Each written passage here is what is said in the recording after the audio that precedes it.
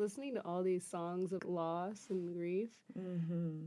there's not a perfect playlist for that, you know? No, there really isn't.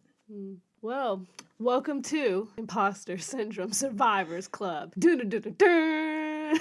We are reporting live from Silver Lake, California. Imposter Syndrome Survivors Club is a place to remind y'all that it ain't you, it's the world. It's basically us saying that when the world has got you fucked up, we with you. And it's not you. And it's not you. It's not you. We're deciding that this podcast is going to take on some of the basic topics of life and, you know, really remind ourselves and each other that we all deserve grace and we all are just trying to figure it out. Today's topic is grief because I feel like imposter syndrome is also a place of grieving to what we're holding on to, what we need to let go, what we lost. Would you say that's spot on?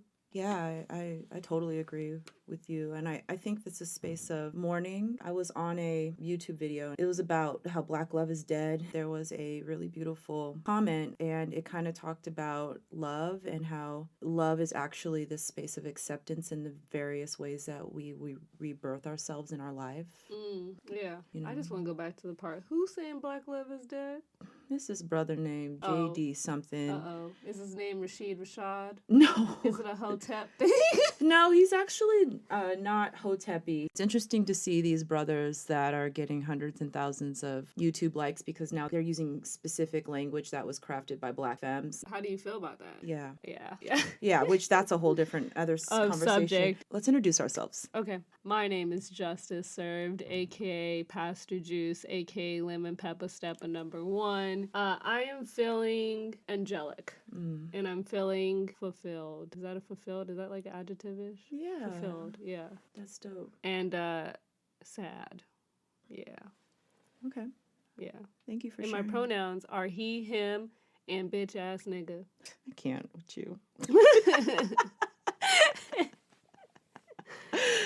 I really need that as a shirt because even, like, if you don't get my pronouns, then you are a bitch-ass nigga. Explaining my transness is like, I am a bitch-ass nigga. And it's not a bad thing. I have the qualities of a feminine person, and I like ass, and I'm a nigga. It should be simple. I like it. I thought that the word was going to be, if you don't respect my pronouns, or if you can't say my pronouns, you are a bitch-ass nigga. I'm redefining bitch-ass nigga because my thing is, before I came out with my transness, everyone was like, oh, you're such a fuckboy. And I don't think I was a fuckboy. I didn't have those characteristics. What I was is a bitch-ass nigga, which is a sensitive nigga who has a lot of feelings. I have feelings, and I don't think it's bad.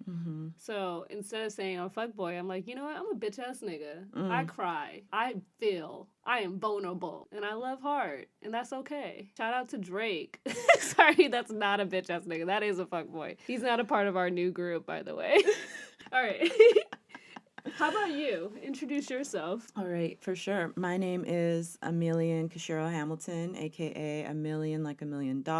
My K name is Amelie Mill, and my pronouns are she, her, they, them. And I will say that my adjectives today are solemn. I do feel relaxed. I do feel hopeful, and I am in this perpetual space of kind of mourning in a weird way. Yeah. If that makes sense. There's always an air of I don't know if it's like sadness or resonance, but there's just something. But I don't think it's a bad thing. I feel like it's a supportive acceptance of whatever I'm feeling. I just let it come through me. So I'm open. Yeah.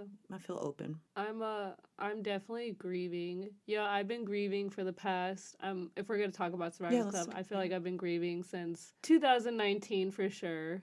It's just like a state of grief, but it's worked its way in many ways. The reason why we're talking about grief is because a dear friend of mine passed away, and I'm experiencing grief again. And I'm also experiencing knowing the knowledge of grief, not used to it, but knowing what's happening. I can feel very closely how, you know, others in this person's life are going through it and really feeling more of an emotional connection. And then I also have sort of been feeling a little useless. I was just telling Amelian, I feel like life is a party where, like, man, you remember at the party you had B.I.G. and Tupac and all these people showing up. Now, these are all celebrities, but like for me it would be like my dad, my grandma, my auntie, like cousins, and they were all at the party, and now you're like at the party and there's a bunch of people who have left, which really means they've passed. And I feel like I'm at the party where now you just have like a bunch of drunk idiots. Some of them are really sweethearts and they're like really setting the intimacy of the party. Shout out to my dear friends, family. And then part of me is just like, but all these other people were smart enough to go home, you know what I mean? Like, they're not here. I feel like I've been at the party of life too long, and it has me thinking about depression and suicide and all the things that I usually normally think about, but in a very deeper spiritual way, almost in a way of like transcendence, you know? Yeah. Like, I'm thinking a lot about what does my life look like before I transcend? And I've never really thought of death that way. I think I thought a lot about grief as someone else's loss. When my dad died, I was like, oh, we lost him. He's gone. But now I'm thinking about the part of myself that's been lost since that. And that's just kind of changed the way I think about grieving. So, yeah. How do you think of grief? Well, can I ask you before I answer that? What were you doing before that you're trying to do differently? Yeah, it's just the paying attention and slowing down and being in tune. And I lived in Los Angeles, recently moved to New Orleans. And before I, left was before I grieved. So I was just moving around a lot and not really making really deep connections and really saying I love you. Like, I now tell anyone I talk to, including strangers, you look good, I love you, have a good day. Because it's so much more important to change my spiritual body into being a body of love. Because I only have this one life to share that love. Versus before it was kind of just confusion and disarray. If that makes sense. Yeah. When I had my loss, there was no right way to grieve, and I now feel like grieving is almost like meditation. It's like you can take a moment of your day to grieve, Yeah. Yeah. Thank you for sharing that. But yeah, I know. How do you feel like you've been defining grief? I have been defining it by acknowledging it and accepting it.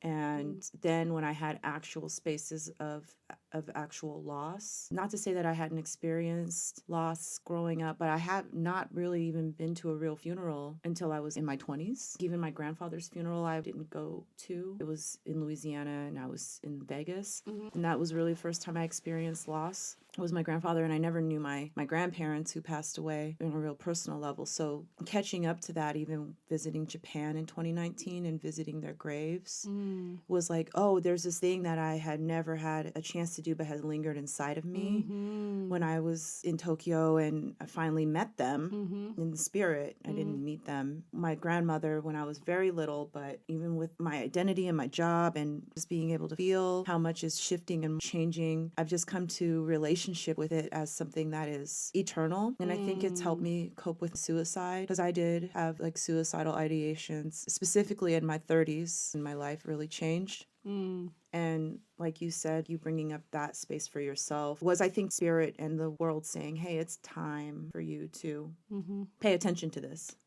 There's something here that you need to address that nobody else can. I would say that's definitely been where I'm at with grief. Yeah, like COVID, the numbers hitting 1 million. Yeah. That's trippy. I mean, it's more than 1 million, though. It's more. Yeah, it's more. Yeah, you're right. And I lost one of my best friends last year. So I feel like the only way to survive is to learn how to grieve. Yeah. I picked this subject literally before we really started. Like this morning, I was really like, okay, I know I need to talk about this now. But I read this article about how America as a country is a place of grief, but we actually haven't created that much space for it. We've just been reliving grief upon grief, loss upon loss. I mean, we're both Black Americans, and being a Black is grief because it feels like we're constantly at a loss. There's not one day where I don't find out that someone has lost someone or is about to lose someone and they are a person of color. Now we're in this pandemic and I'm trying to connect to other people and really express the grief. Yeah, I was speaking at a funeral when I was 9 years old. I can't even remember which one. I think it was my grandma's funeral and then my great aunt's funeral. And wow, I know how to speak at funerals. It's something I think about weirdly. Wow. And I spoke at my dad's funeral, and at the end of the day, there's too much to say about someone you lose, but you can still remember the feeling. And so I've been trying to recently express to my friend's mother the feeling of grief, because I feel like everyone thinks that it's a solitude thing, but we all go through the same feeling. We all went through a pandemic. You know what I mean? Like, we all feel like we're in mourning. We either lost a job, an opportunity, someone we love or we're in a relationship with. And in it, we were all just like, how you doing? Oh, pandemic. You know, like, we didn't really talk about it. And that's scary. I don't know. We talk about the viruses and COVID, but not about the loss. Ooh. Mm-hmm. It's how 5 million Americans have lost someone in the pandemic.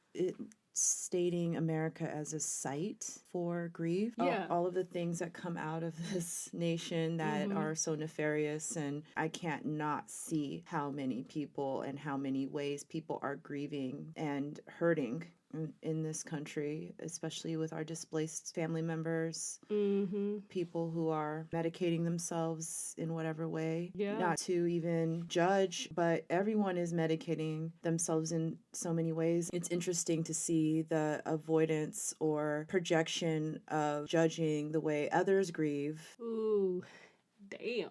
As it's not shade, okay? It's just a little shading. I'm gonna call it like I call it, because America as a site of unresolved, unrelinquished, continually producing and pouring grief, spaces of pain in this nation. And then you have a person and people who are surviving in that gumbo.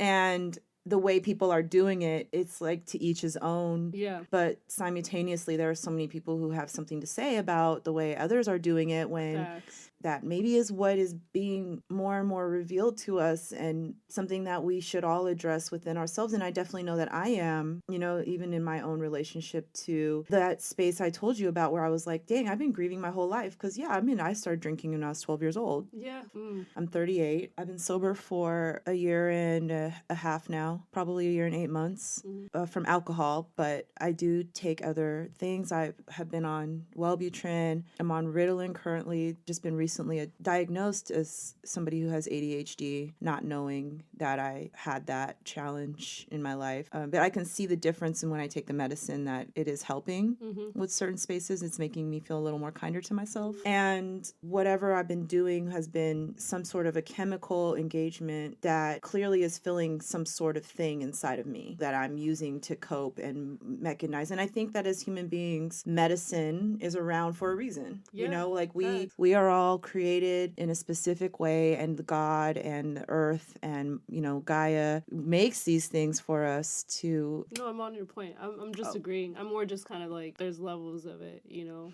Yeah. There's already a loss embedded, right. You know? And like there's a medicine to fill that. I'm the opposite, y'all. I'm just newly sober, but I do weed, and I wish I had the thing to fill the void. Like, I'm still thinking psychologically, like, there's a link missing. I worry because I'm thinking about my friend who passed, and I'm thinking, like, maybe there was a link. You know, maybe there was something that could have been taken, or, you know what I mean? Like, to really fill that void. I say I'm fulfilled, but then there's trying to describe what is loss. And loss is not knowing, like, how to give yourself grace, but also be your full self. I don't, you know? Well, you're on the journey. So that's the thing, is it's not about being complete. There's no such thing as being like fully fixed, I believe. What does that even mean anyways? I think that's a space of whiteness almost, to be like, you're this ultimate cyborg and like everything I'm not saying is fixed. I'm just saying I want to click with myself, with my, you know. But you are starting the processes, and you've been working on them. So that's why it's like to me, I feel like you are doing it. Like, you know, like we're doing our best. Yeah, we're doing our best. Everyone is grieving and feeling simultaneously similar feelings of loss, but we're not really speaking about it. Yeah, but we're not really speaking about it. Do you feel like you've gone through the stages of grief? And do you know the stages of grief? Can you share the stages of grief? The stages of grief were created by psychologists and white people. Dun, dun, dun. And it's really a model that shows that everyone goes through like same experience of grief. And so it's 5 emotions. It's denial, anger, bargaining, depression, and acceptance. The reason why I even bring this up is because I'm pretty sure I Googled this after my pop passed, because I was like, how long is it going to take to get through these stages? I really didn't know. I watch a lot of television film, so I've seen it. But I was like, what does it even look like? Those stages can go in any order, but also they can be every other day thing. Some weeks I am angry in my grief, and there's other days where I'm just accepting it. I feel like my friend's memorial, I had acceptance. But now I feel, or no, the first week I was angry. I was just angry just to find out, just to know, right? But then I feel like as it's passed, I'm kind of thinking about little denial, unsure if this is real. I think every week to week we are grieving. Like you said, every day. You know what I mean? You said you've been grieving since you were young, so you probably went through some stages of it, you know, without you knowing. I think I inherited it. Oh, hold up now. That's real. Mm-hmm. Oh, that's real. And how do you feel that? And I love my mom and dad, but I was born into two people who found shelter in each other from their own familial dysfunction. Growing up in that, and I've seen my parents go through pretty extreme spaces of depression as a child. Yeah. And I didn't correlate until I was an adult that there was some things that were not necessarily mine that I was born into. You know, and we do inherit trauma from our ancestors, and especially like we're both as descendants of slavery. Yeah. You know what I mean? I think there's no way we didn't. There's no way we didn't. Yeah. There's no way. I get very upset about the history of meme culture that exploits, when I say ADOS, I mean American Descendants of Slavery. Say it again. ADOS, American Descendants of Slavery. That's a whole kind of controversial group, but I'm with that language. I get upset about the ways with which ADOS who are displaced or doing drugs or other things are depicted or used in like meme culture or viral culture of digital culture, in that exploitation of a space to make fun of crackheads, that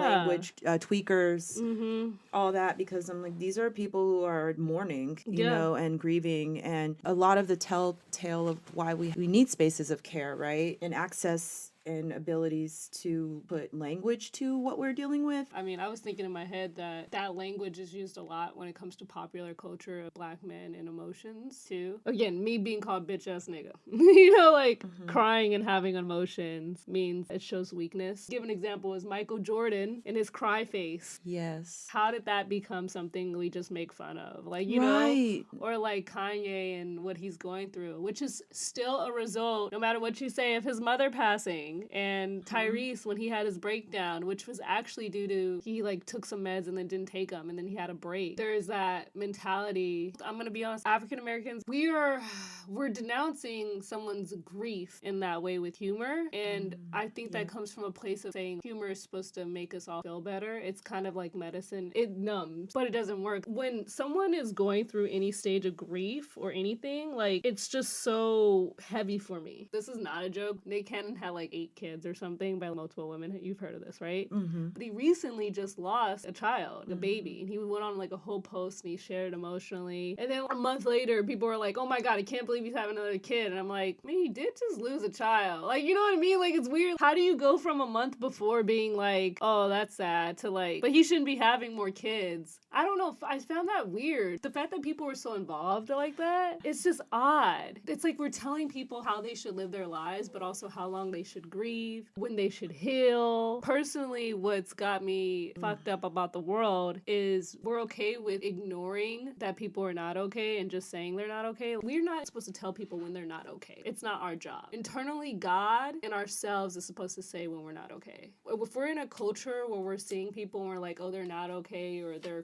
unhealthy, I think it's a reflection on the people themselves, because they're the actual ones who are not okay. Yeah. It's a projection. Yeah, you just said that. Yeah, it's projection. Everyone has their own medicine and their own thing. I've been experiencing people going through their grief and their trauma, and I'm a person like, just talk to me.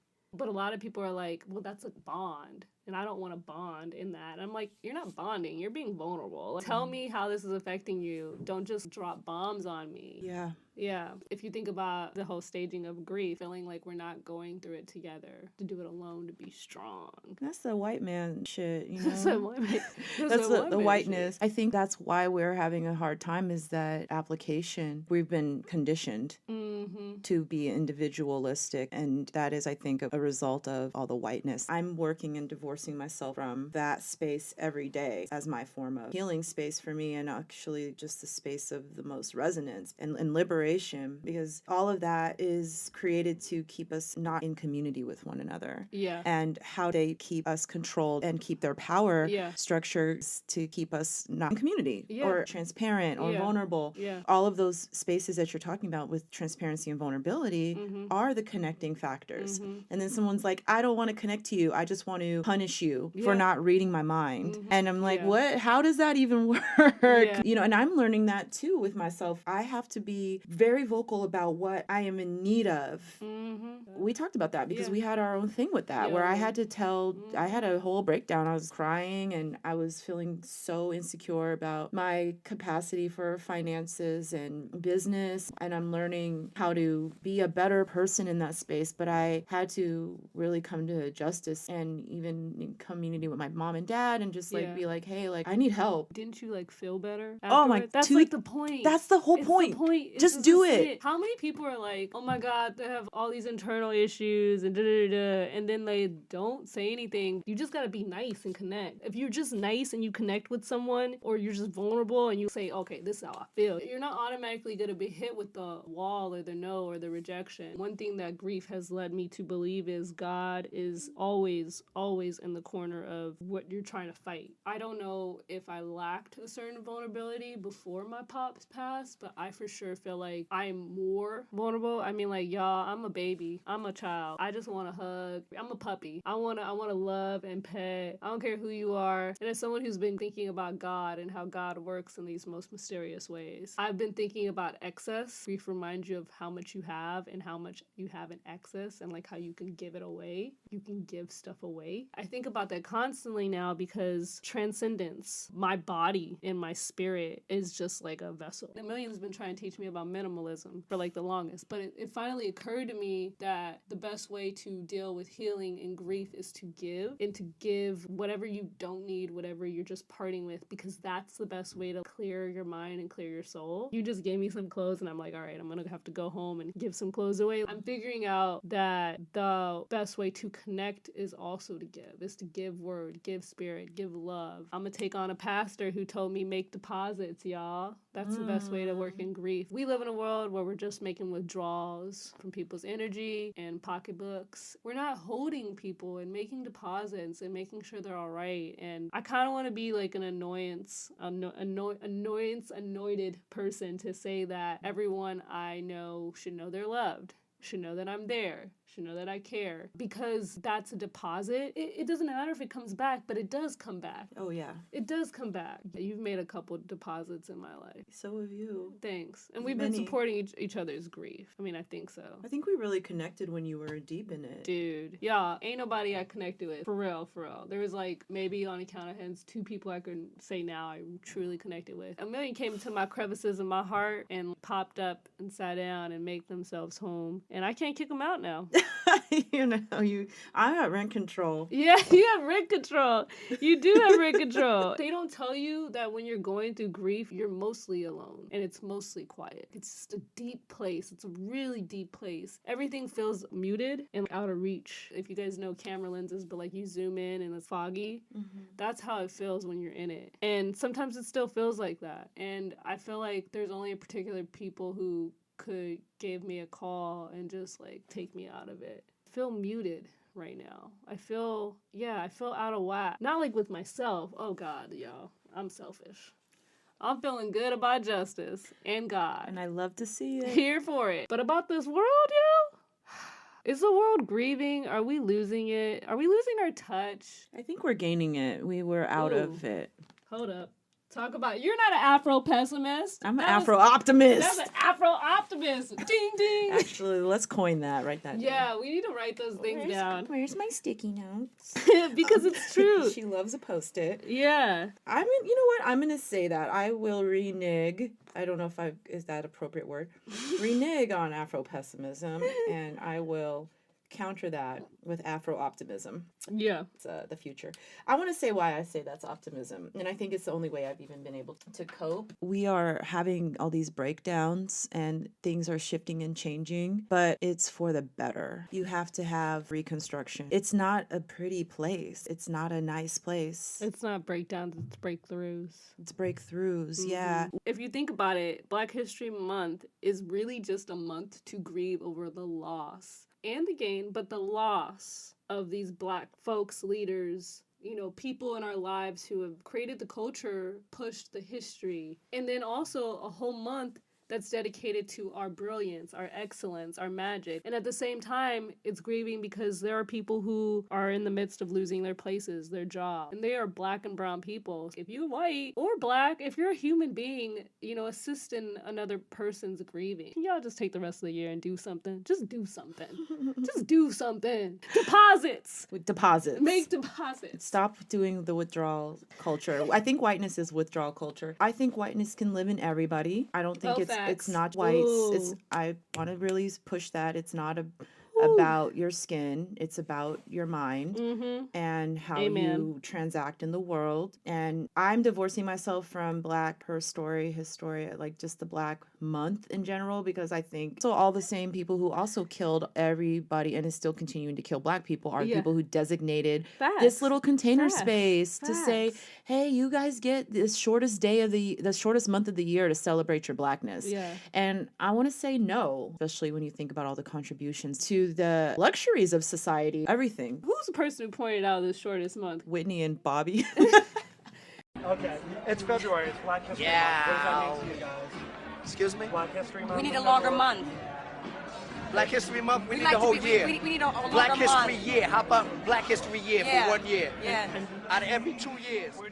You know, can we just credit them with that? But wait, I wanted to say there is no timeline. When my father passed, I did some things that were within the last 3 weeks after that were weird to me and were like not on time. Memorials, funerals. I had an interview for a job and they were like, are you over your grief to work? And I was like, whoa. And I knew I wasn't. I didn't even think I started. But it was one of those things people were telling me, you have to take time to grieve. There's a certain level of timeline grief for years and years afterwards. I'm more emotional about it than when it began, you know? When it's a feeling, it could be an activity of time and meditation. Blackness is a place of feeling alive, and I don't think grief is a negative thing. I think grieving is something that actually makes us Black and beautiful because of the fact that we can feel shit.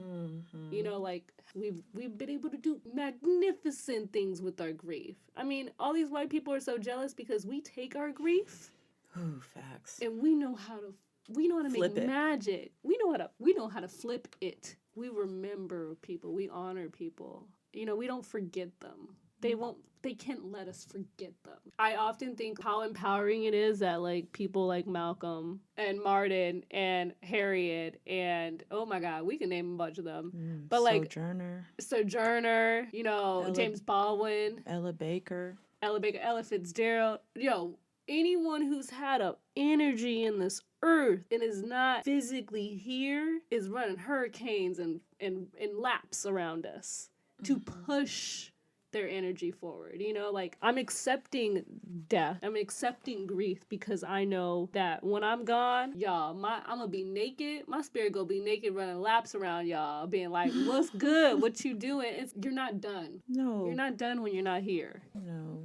absolutely not. We are energy. Thank you for bringing that point up. Mm-hmm. Yeah, you are energy. I'm energy. Everyone who has passed, their energy still lives and exists. I was thinking about our actual form the other night, and I was like, are we just little slugs that have a conch shell, which is our body? And then when we lose that form, we are just out, and then if we're assigned to another shell. That would be sick. I think that's what it is. These are our vessels, because if you think about it, when you really start to take care of yourself, I feel like the universe rewards that space. So it's saying your spirit is here, it's arrived. Ian believed very much in Dharma, transcendence, and like karmic energy and all that stuff. You want to talk about Tupac? Like y'all still think Tupac's alive? He is alive. You know, like that feeling, that vibe. You know. we all have that vibe in us. Yeah. And like here now, like really energize and manifest for the now and be there for the later in a different way. But I do think that shell thing is real. But did you ever believe in ghosts?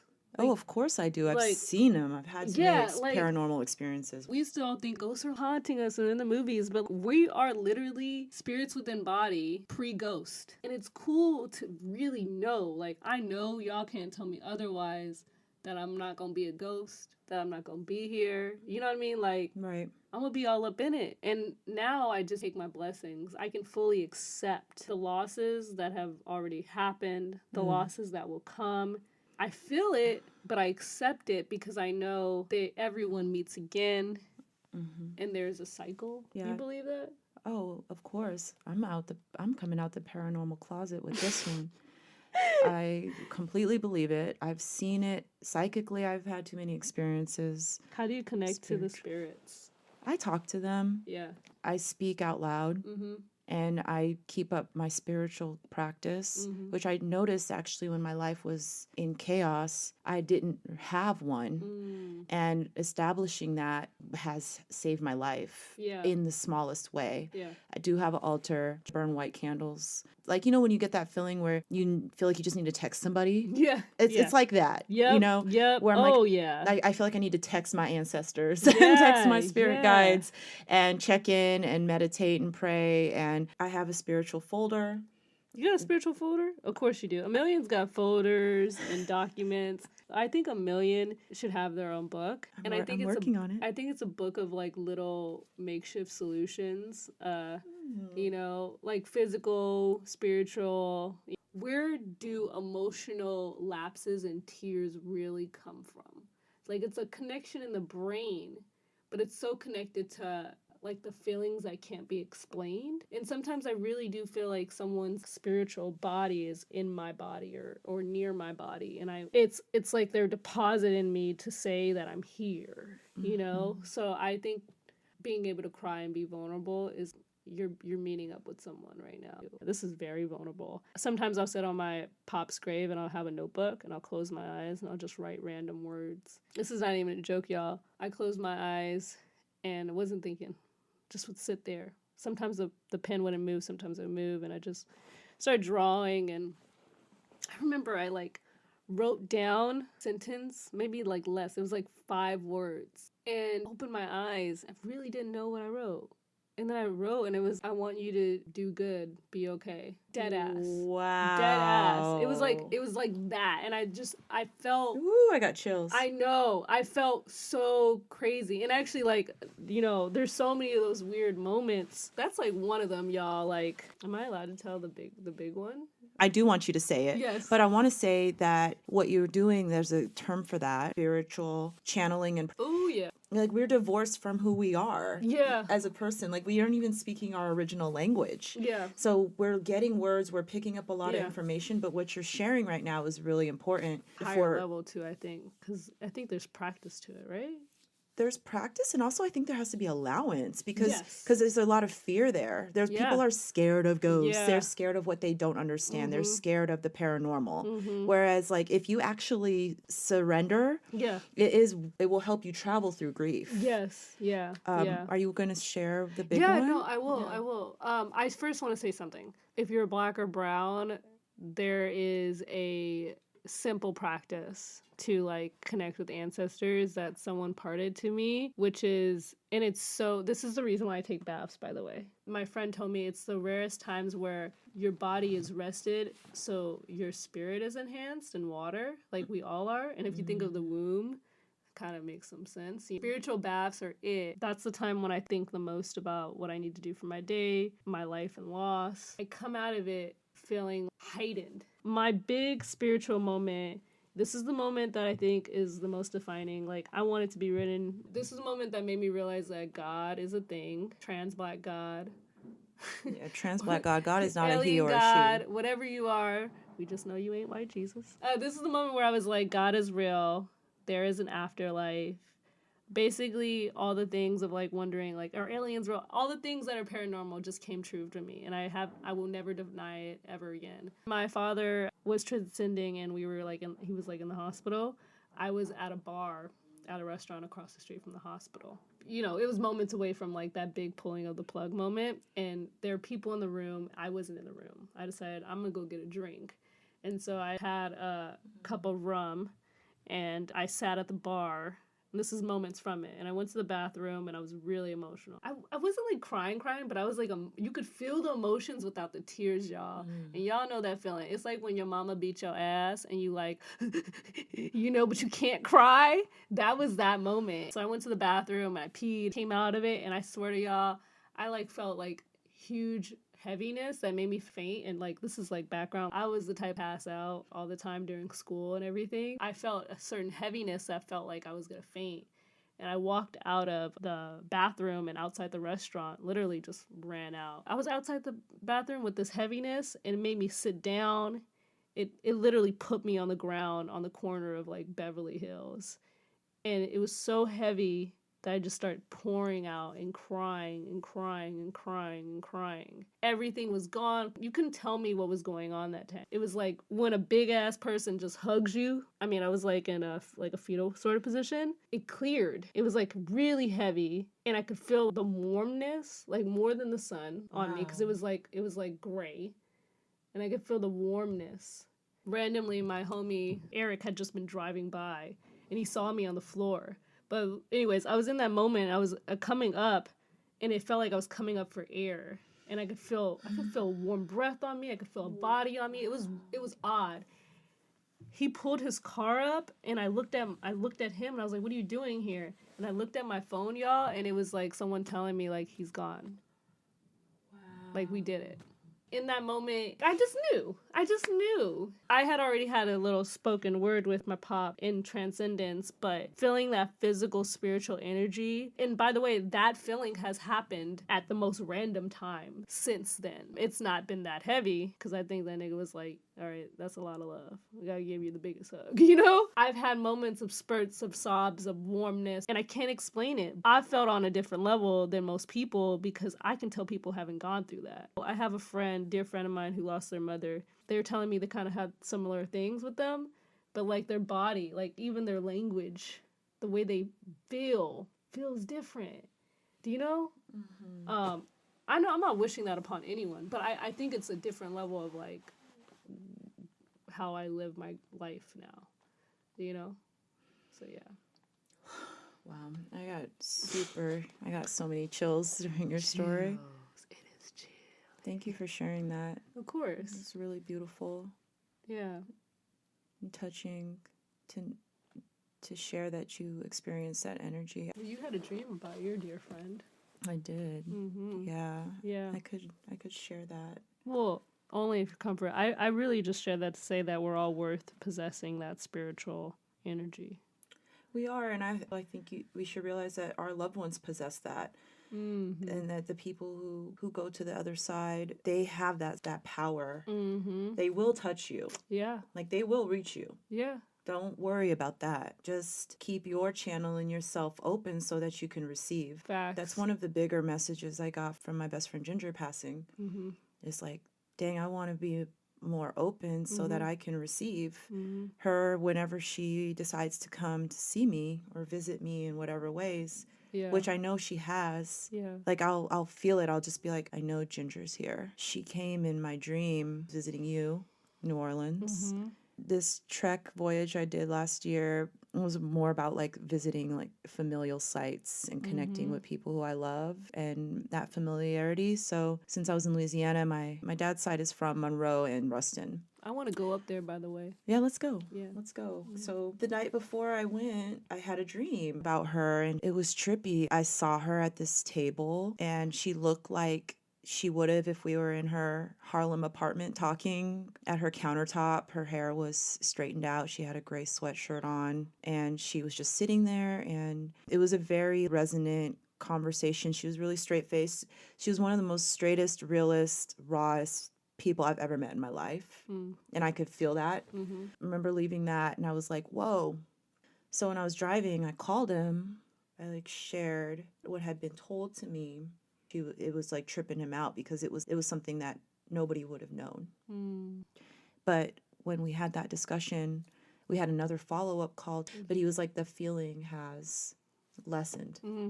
Yes. He was like, I don't feel that around my heart anymore. And maybe she was like, wanted to prevent him from going to the hospital and from, thinking there's something internally wrong with him when it was just his space of grieving. Like it wasn't something that I don't know. I just was getting that message. No. And that's real. Imposter syndrome is a place in which we're trying to learn to trust the identity. Our identity is metaphysical. Like we have ancestors, we have history, we have pain, we have trauma, but all of that is also profound soul. Yes.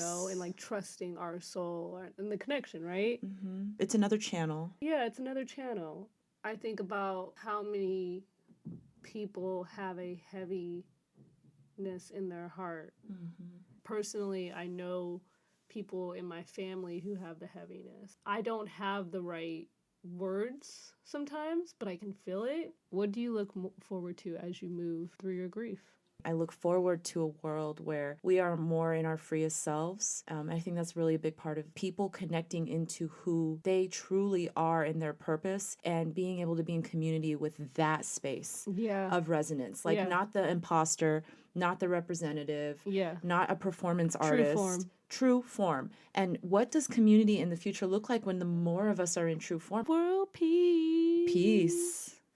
We just trying to let your soul glow. The glow up. Yeah, no. Yo, you want to know why some people do look good right now? I'm not going to lie. It's because they've been by themselves. Oh. No, for real. People been minding their business. Been minding their business. And handling their stuff. Shout out to those who are grieving, but also still loving and still being vulnerable, who look good. Who are drinking their water. Drinking their water, taking care of themselves, getting in touch with their spirituality and dealing with their stuff. I mean, when you deal with your stuff and you move through those spaces, you create a higher vibration for yourself, and I think you attract higher vibrational people. Facts. And higher vibrational experiences. Life is all about experience, and there's a lot of joy and beauty that we are deserving of. I also feel the messages that I get from the earth is like, hey, I'm here for y'all. I'm here to help you move through some things. Enjoy me. Let's touch more of her. Is that what you look forward to?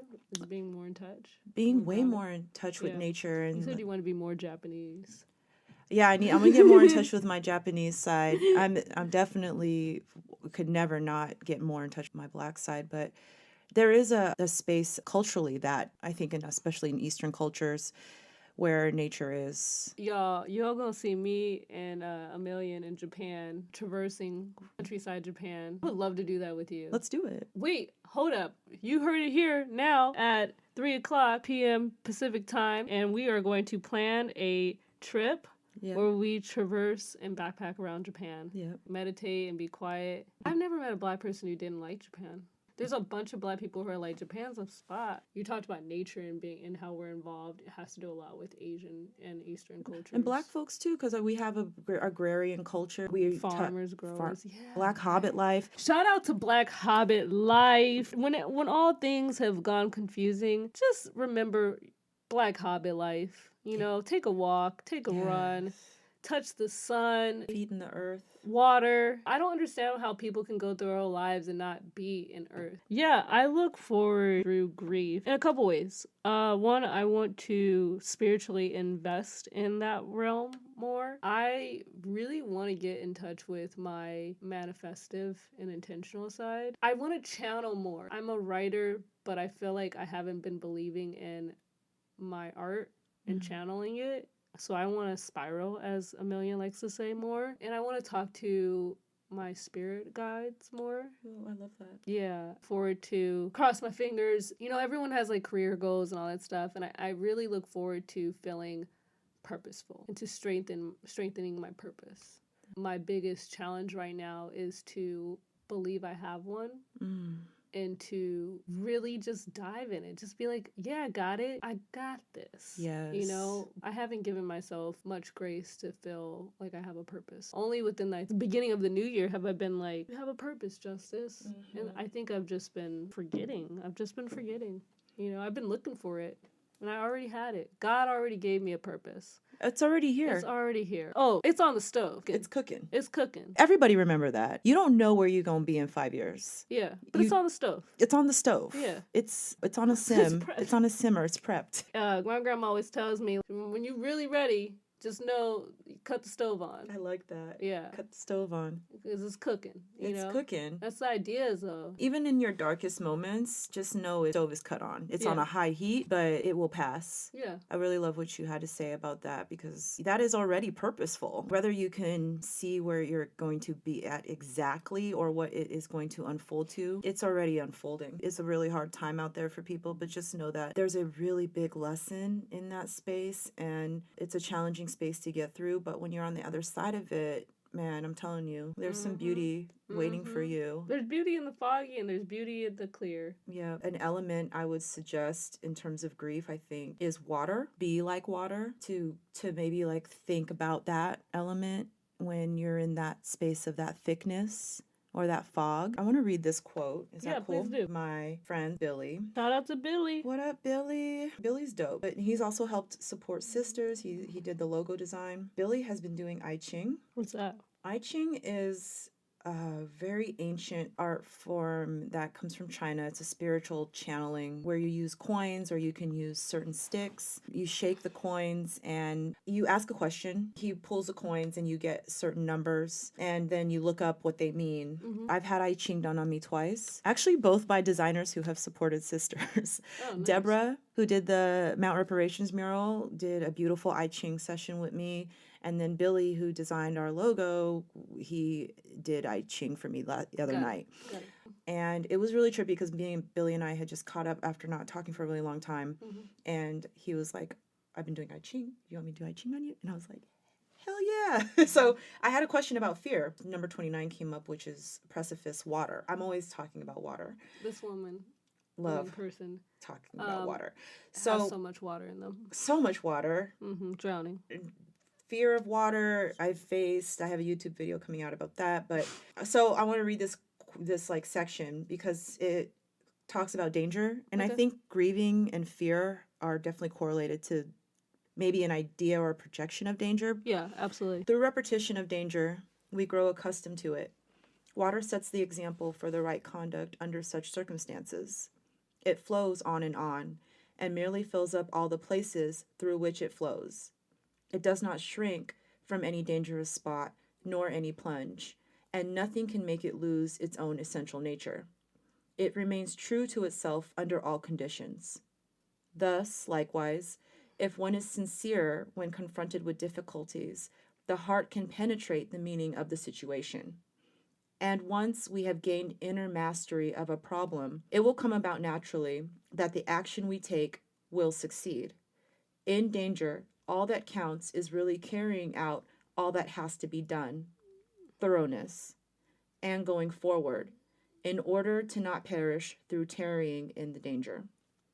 And it reminds me of what your friend Ian said, the quote about kindness. Mm-hmm. Danger is always imminent. Mm-hmm.